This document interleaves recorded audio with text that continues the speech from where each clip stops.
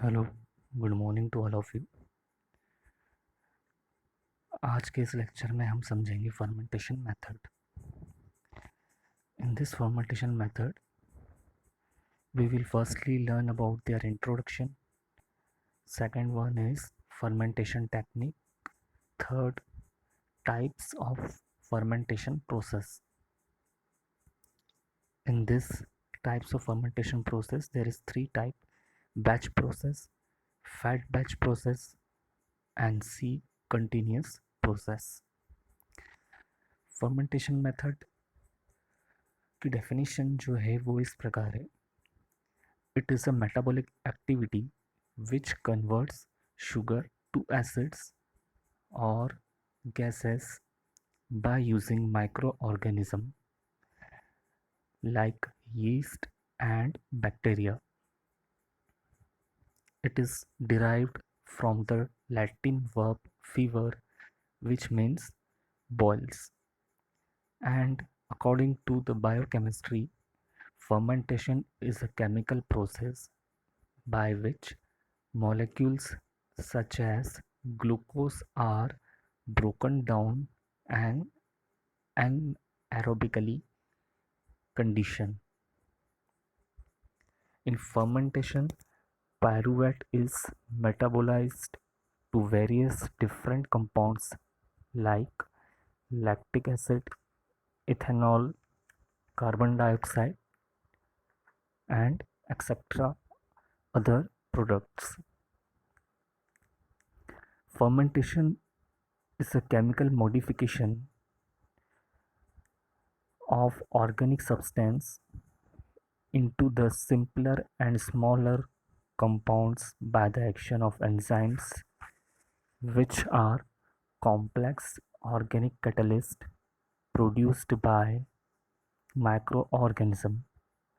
Enzymes जो हैं वो एक्ट करेंगे like hydrolysis process, which is a process of pre digesting और breaking down complex organic molecules to form smaller compounds and nutrients.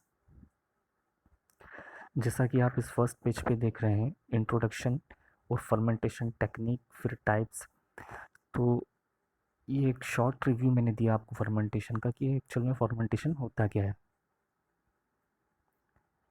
Second page पर देखें, बहुत ही simple procedure में आपको मैं ये समझा रहा हूँ। It is a chemical process of breakdown of और convert sugar into acids, gases and produce fermented products। ठीक है, फर्मेंटेशन प्रोसेस को कैरी करने के लिए हमें लार्ज वेसल्स, फर्मेंटर या फिर बायोरिएक्टर यूज़ होते हैं।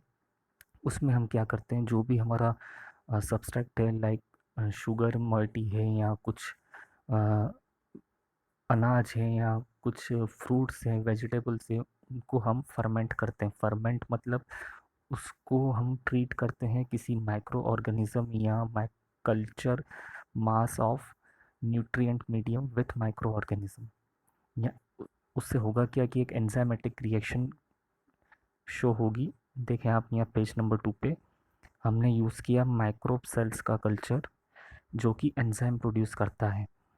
ठीक है, ये एंजाइम सबस्ट्रेट के साथ रिएक्ट करेगी। सबस्ट्रेट कौन सा होगा, जो भी प्रोडक्ट या जो भी मटेरियल या केमिकल मॉइटी हम उस फर्मेंटर में ऐड कर रहे हैं। जैसा कि एग्जांपल ले लीजिए, शुगर या फिर फ्रूट्स या वेजिटेबल्स या फिर किसी प्रकार का वीट, राइस, कॉर्न, बार्ले, कुछ भी मटेरियल हम सबस्ट्रेट के फॉर्म में यूज़ कर सकते हैं और उसको एंजाइमेटिक रिएक्शन फर्मेंटेशन प्रोसेस के थ्रू आगे फर्दर फर्मेंटेड प्रोडक्ट में कन्वर्ट कर सकते हैं। पर इस मेथड में जो है, ये देखिए एक रिएक्शन, ग्लूकोज जो है कन्वर्ट हो रहा है पायरुवेट में बाय रिड्यूसिंग हाइड्रोजन आयन। उसके बाद हम ऐड कर रहे हैं माइक्रो ऑर्गेनिज्म। अब माइक्रो ऑर्गेनिज्म के कुछ एग्जांपल मैं आपको बता रहा हूँ जो कि प्रोडक्ट ऐड करने के बाद फर्मेंटेड प्रोडक्ट फॉर्म करेंगे। समझ लो कि ग्लूकोज से ग्लूकोज कन्वर्ट हो रहा है पायरुवेट में और उसके साथ हम माइक्रो ऑर्गेनिज्म जो ऐड कर रहे हैं वो है प्रोपियोनिबैक्टीरियम। अगर इस माइक्रो ऑर्गेनिज्म को हमने ऐड किया तो हमारा जो फर्मेंटेड प्रोडक्ट प्रोड्यूस होगा वो होगा चीज़। ठीक है। इसी प्रकार सेकंड पॉइंट में जो माइक्रो ऑर्गेनिज्म का नाम हमने लिखा है एस्परगिलस लैक्टोबैसिलस स्ट्रेप्टोकोकस। अगर ये वाला कल्चर मीडियम का माइक्रो हमने यूज़ किया तो इसी रिएक्शन में हमें जो फर्मेंटेड प्रोडक्ट प्रोड्यूस्ड फॉर्म में मिलेगा वो होगा योगर्ट और सोय सॉस। अगर हमने सैकेरोमाइसिस नाम का माइक्रो ऑर्गेनिज्म लिया तो प्रोडक्शन होगा ethanol, beer, wine and other liquid beverages. Fourth, if we use Clostridium as a microorganism in the further reaction, then it will produce the fermented product like acetone, isopropanol, like nail polish remover. Mainly, it is an acetone. Fifth, microorganism if we use in this reaction is Escherichia acetobacter. It will further convert it into acetic acid and vinegar.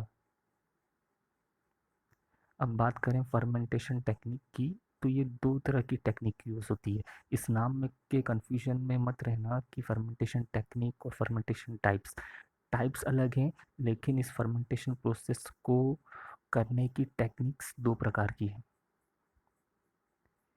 पहली submerge और दूसरी surface और immersion. Submerge technique जो है इसमें हम क्या करेंगे कि माइक्रो ऑर्गेनिज्म को किसी लिक्विड मीडियम न्यूट्रिएंट मीडियम में ग्रो करवाएंगे। कहाँ पर? एक अलग सेल या एक अलग कंटेनर में या एक अलग वेसल में। फिर उसको ग्रो करवाने के बाद हम फर्मेंटर क्या होगा?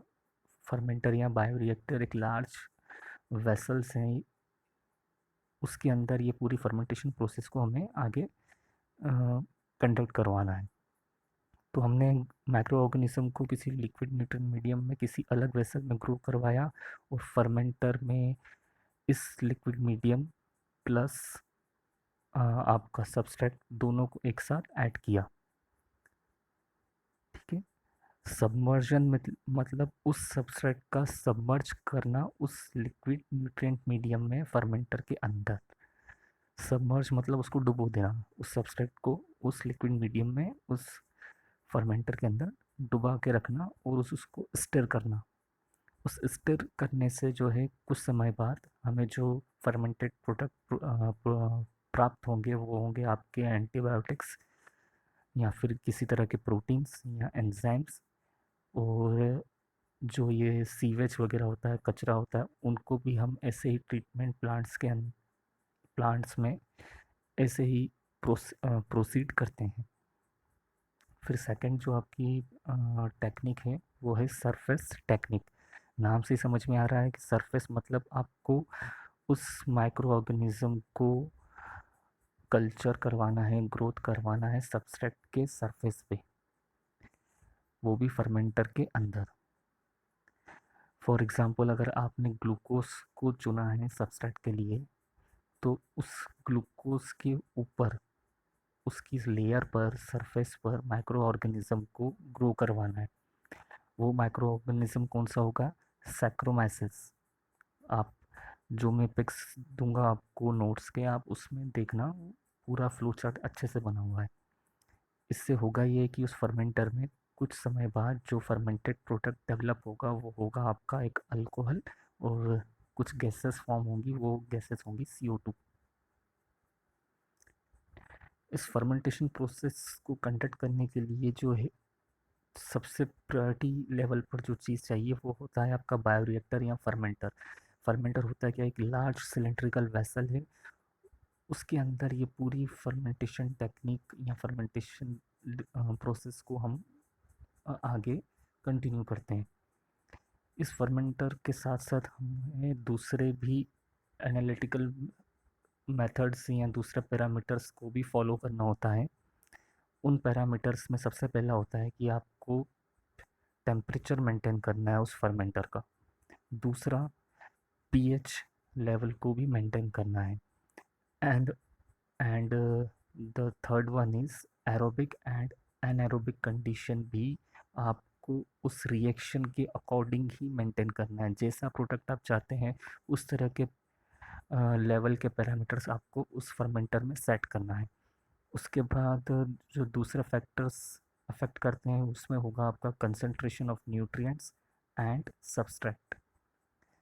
This maintenance of temperature, pH, aerobic and anaerobic conditions, concentration of nutrients and substrates is totally depends upon the reaction which was continuing in the fermenter according to the nature of substrate and the material of medium which was used in this technique or in this process.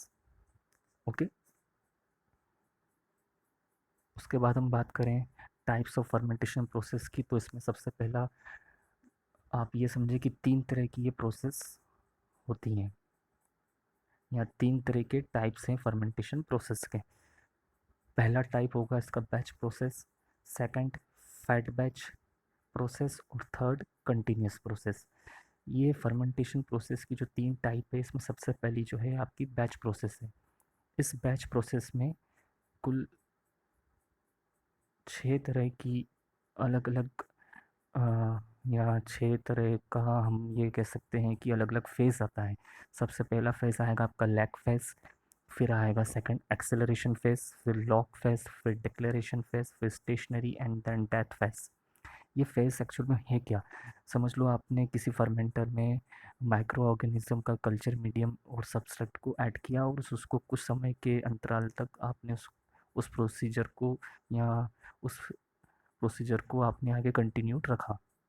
तो lag face हम हमें ये show करेगा कि उस lag face के दौरान जो माइक्रो ऑर्गेनिज्म आपने कल्चर मीडिया में डाला था वो ग्रोथ करना स्टार्ट करेगा इस लैग फेस के ड्यूरेशन में। ठीक है। एक्सेलरेशन फेस क्या होगा? एक्सेलरेशन फेस में वो माइक्रोबियल ग्रोथ धीरे धीरे बढ़ना स्टार्ट होगी। It will be a growing period of microbial cell culture slowly slowly.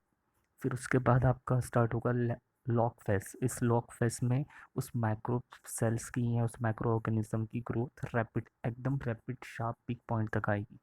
उसके बाद डिक्लेरेशन फेस। डिक्लेरेशन फेस में जो है ग्रोथ रेट उस माइक्रोब सेल्स की या उन माइक्रो ऑर्गेनिज्म की थोड़ा कम हो जाएगी। स्टेशनरी फेस में ना तो वो ग्रो करेगा ना ही प्रोडक्ट या फर्मेंटेड प्रोडक्ट को फॉर्म करेगा, और डेथ फेस आते आते वो माइक्रोबियल सेल ख़त्म हो जाएगी। इस फर्मेंटेशन प्रोसेस में मेन रोल जो है हमारे माइक्रो ऑर्गेनिज्म का ही है। वो जितनी ज़्यादा क्वांटिटी में ग्रो करेंगे उतना ही हमारा प्रोडक्ट सबस्ट्रेट में से फॉर्म होगा। ठीक है। इसी तरह सेम जो है आपका सेकंड जो प्रोसीजर है या सेकंड प्रोसेस है फर्मेंटेशन की, फैट बैच प्रोसेस, वो भी सेम ही है, इसी फिनोमेना पे काम करती है। लेकिन उसमें बस एक ही चीज़ थोड़ी सी डिफरेंट है कि आप इसमें जैसे बैच प्रोसेस में न्यूट्रिएंट मीडियम और सब्सट्रेट सबसे पहले ऐड करते हैं, फिर उसके बाद फिर ऐड नहीं कर सकते, और कुछ समय या कुछ टाइम ड्यूरेशन के बाद आप प्रोडक्ट एक्सट्रैक्ट कर लेते हैं या रिमूव कर लेते हैं। लेकिन फैट बैच प्रोसेस में आप सब्सट्रेट और न्यूट्रिएंट मीडियम अलग अलग टाइम इंटरवल के दौरान ऐड कर सकते हैं। पूरी प्रोसेस जितने भी दिन की हो या जितने भी आवर्स की हो, उस ड्यूरेशन में आप सब्सट्रैक्ट और न्यूट्रिएंट मीडियम ऐड कर सकते हैं अलग अलग इंक्रीमेंट लेवल पर, अलग अलग डिफरेंट टाइम इंटरवल्स पर। कंटिन्यूस प्रोसेस में भी प्रोसीजर तो यही फॉलो होगा, लेकिन इसमें आप एक ही समय में जैसे ही आपका फर्मेंटेशन प्रोसेस स्टार्ट होगा, फ्रेश मीडियम भी आप उसी समय में ऐड कर सकते हैं, और कुछ समय के दौरान फिर आपका जो प्रोडक्ट है उसको भी रिमूव कर सकते हैं।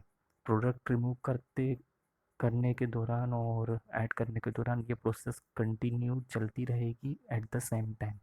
इसीलिए इसका नाम है कंटिन्यूस बैच प्रोसेस। बहुत ही ईजी है ये पूरी फर्मेंटेशन प्रोसेस। नेक्स्ट लेक्चर में हम लोग आगे इस फर्मेंटर की डिज़ाइंस और फैक्टर्स एंड अदर पैरामीटर्स समझेंगे। Thank you very much. Have all the luck.